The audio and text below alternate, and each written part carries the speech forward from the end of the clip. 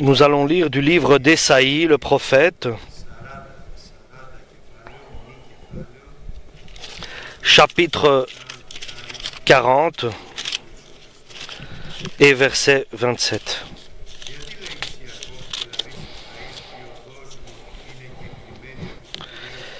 Israël, peuple de Jacob, pourquoi affirmes-tu « Le Seigneur ne s'aperçoit pas de ce qui m'arrive » ?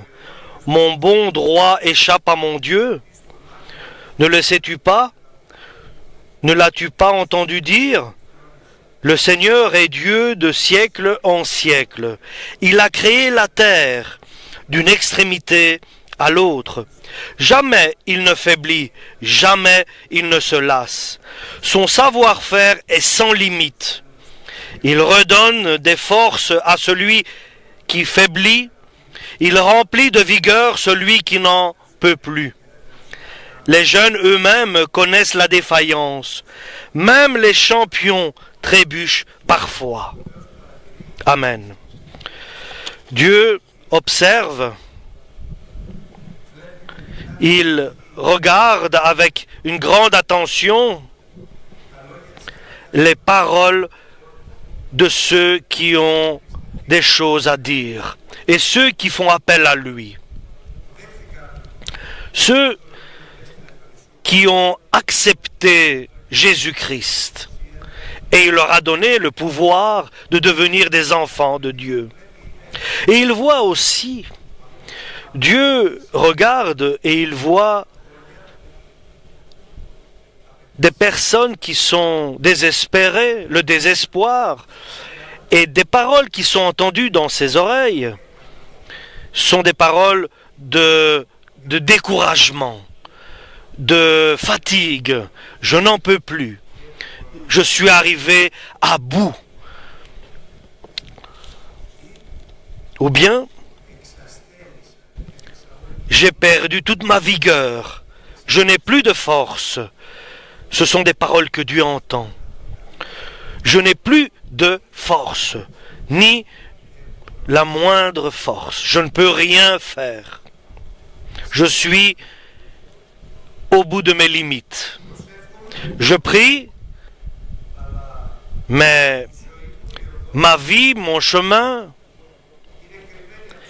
est caché de tes yeux. Et tu ne te tournes pas pour me regarder. Je pense, je réfléchis, je prie, et ma requête n'est pas exaucée.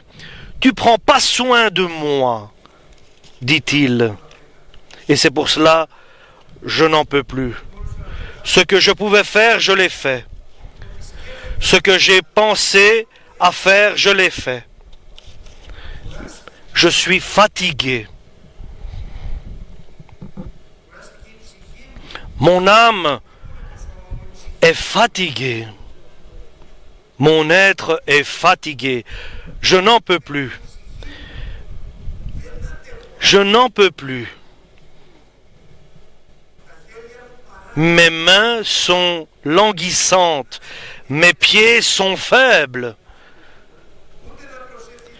Je n'arrive même plus à prier.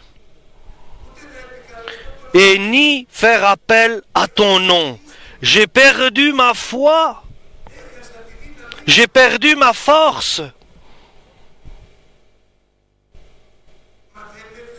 Est-ce que tu ne me vois pas, Seigneur? Est-ce que tu ne m'entends pas, Seigneur?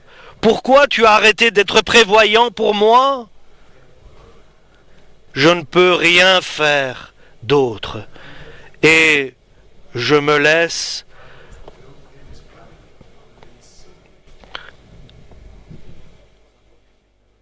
je me rends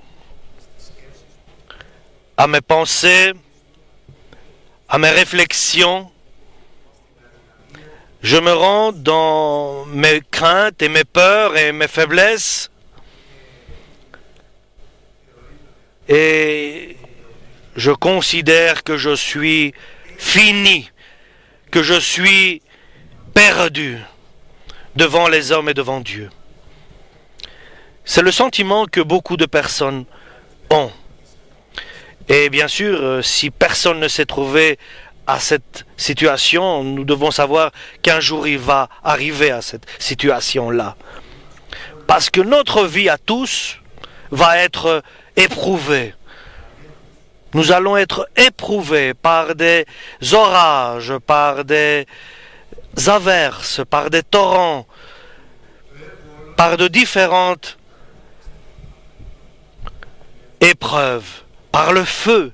Nous serons éprouvés, testés, pour que nous puissions être meilleurs. Après l'épreuve, nous savons que après l'épreuve, comment serons-nous?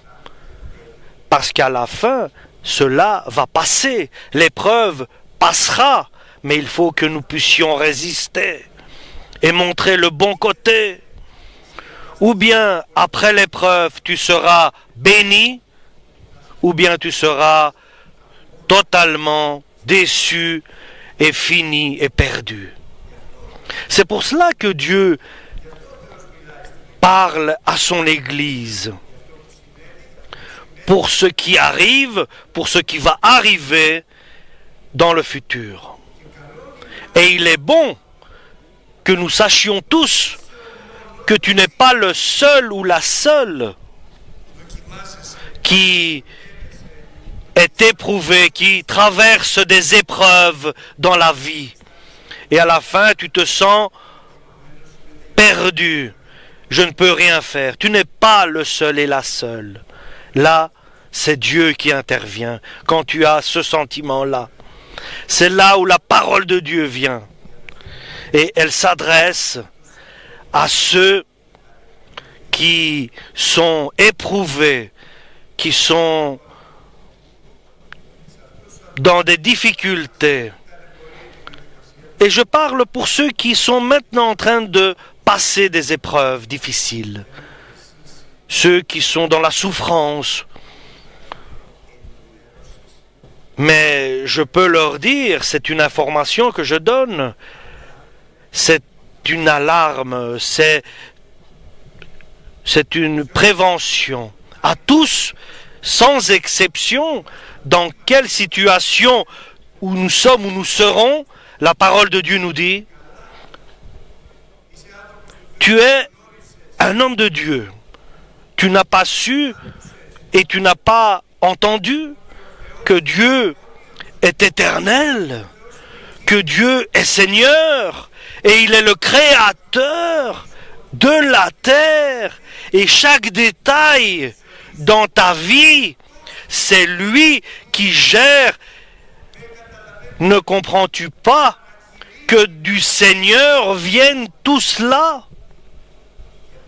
Et la réponse est que je ne le comprends pas. Moi, je sais que Dieu est amour et que je ne peux rien faire d'autre. Je suis fini. Et la parole de Dieu continue, ici au chapitre 41 d'Ésaïe. Sache que Dieu ne se fatigue pas et ne faiblit pas et il ne se lasse pas. Et sa sagesse, elle est insondable. Et ses volontés, nous ne pouvons pas les comprendre et les saisir. Sache que lui, il est le seul qui peut donner la force à ceux qui sont faibles et d'augmenter la puissance à ceux qui sont tombés. Mais ça, c'est Dieu. Il donne de la force à ceux qui sont faibles. Il augmente la force à ceux qui sont aussi faibles. Et les jeunes auxquels nous pourrons être jaloux de leur fugue, de leur force, ils vont aussi perdre leur force. Des jeunes chrétiens, et lorsque viendront les vents et les orages et les inondations, alors nous verrons ce qui se passera. Il n'y a personne qui ne passera pas par des épreuves. Je ne peux rien faire dans des cas pareils. Personne ne peut faire quelque chose dans des situations d'épreuve. Il n'y a personne qui ne tombera pas ou qui faiblira pas. Tout le monde va passer par cette courbe qui va les mener vers le désespoir. Il dira, je ne peux rien faire, je vais tomber, je suis perdu. Et c'est là que Dieu intervient. Je connais ma faiblesse. Je ne peux rien faire dans un cas pareil. Oui, tu peux, nous dit la parole de Dieu. Tu peux faire quelque chose quand tu es faible. Dieu nous le dit. Ceux qui attendent le Seigneur, ils vont renouveler leur force. Tu peux tourner ton regard vers le ciel et dire, ma force vient et mon salut vient du ciel, de celui qui a créé la terre et le ciel. Alléluia. Le Créateur qui ne faiblit pas, qui est sans limite et qui ne se lasse pas. C'est lui qui peut donner la force et la puissance à ceux qui sont faibles. Oui, nous avons Dieu, nous avons un Seigneur. Alléluia. Tu peux, dans ta faiblesse, dans ton désespoir, dans ta crainte, dans ta peur, tu peux maintenant, si tu es dans cette situation, tu peux, ou bien lorsque tu seras dans une impasse, dans une voie sans issue, alors sache qu'il y a Dieu qui donne la solution. Et il n'y a personne qui ne passera pas une épreuve de Dieu. Dieu permet, Dieu, par sa sagesse, le permet. Et il se comporte ainsi vis-à-vis de chacun de nous pour notre amélioration. Parce qu'il connaît le cœur de l'homme et la force de l'homme. Et ses limites, les limites de chacun de nous, il les connaît. Et il règle tout, comme il a réglé le monde entier. Et il a créé des étoiles, il a créé tout l'univers, et tout fonctionne selon sa volonté. Et celui qui a créé l'univers, il est le même, c'est le même, celui qui gère ta propre vie. Alléluia! C'est le message de Dieu d'aujourd'hui. Lui, le Créateur, qui a dit une parole et tout s'est créé. Lui qui a créé l'extrémité de la création. Et par sa parole, il soutient tout cela. Tout cela est soutenu par sa parole. Et cela ne se détériore pas, ne s'abîme pas. C'est le même qui gère ta vie personnelle. Alléluia. C'est lui, le Créateur, le Dieu Tout-Puissant. Béni soit son nom éternellement. Et par sa sagesse, par ces situations qu'il permet à chacun de nous de traverser, ces épreuves qu'il met devant nous. C'est lui qui sait le pourquoi. Mais nous, de notre côté, nous devons savoir que notre seule espérance, espoir, c'est Jésus-Christ. Notre regard doit être tourné vers Jésus-Christ. Ma vie doit être tournée vers Dieu. Et toutes nos faiblesses, de les révéler, de les confesser à celui qui est prévoyant pour chacun de nous. Et alors il y aura le grand miracle de Dieu. Alléluia. Nous remercions Dieu le Tout-Puissant. Celui qui était faible et sans force, il marchera sans se fatiguer. Et l'autre qui marchait, maintenant va courir comme un élan. Et celui qui était complètement fini, sans force, il sera comme un aigle qui volera dans les cieux. À cause d'une chose, parce que nous attendons notre Sauveur Jésus-Christ. Car c'est lui qui peut nous donner la force.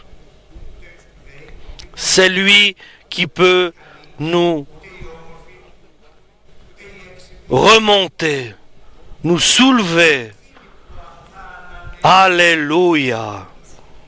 Et même ceux qui ont de la force, ils perdront leur force. Et ils devront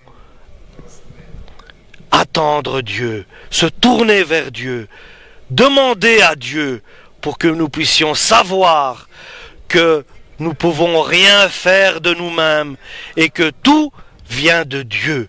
Voilà la volonté de Dieu. C'est que nous mettions toute notre espérance en Dieu. Alléluia! Voilà la volonté de Dieu. C'est pour cela que Dieu permet cela. Et soudain, nous savons, ici dans l'Ancien Testament, le roi David, qui était